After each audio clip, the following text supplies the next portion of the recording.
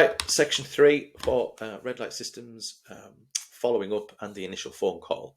Now, what we're going to move on to is some tips, little tactics, things that work when we are following up. Number one tip: be relentless with following up. So as soon as that person comes into your world and they've made that purchase and they're with you, you should be following up with them as much as you possibly can to get a response. In section 2, we spoke about how many times we should call. Well, what else can we do? Well, we can text. If you want to intersperse each call with the text, so call, text, call, text, call, text, that's absolutely fine. Emails, absolutely. Call, text, call, text, call, text, email, call, text, call, text. The biggest tip I can give you is be relentless in your follow-up, because one of two things will happen. That they will answer the call, you will have the conversation with them, which we'll talk about in another section, or they'll say, stop following up with me.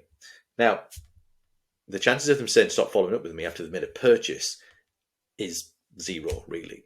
They've made a purchase, they want to get this thing sorted. The quicker you get to them, the more relentless you are, the more chance you've got of converting.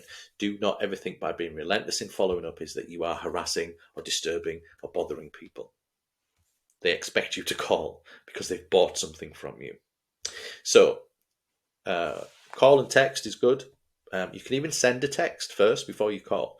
Something that has worked quite well. Just send a text saying, "Hey Simon, it's John from Red Light Systems Shop, and I'll be calling you from this number in the next 5 minutes.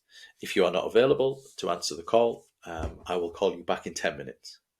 Or give me a time that you want me to call you." Something like that. So then what you're saying is, I'm going to call you.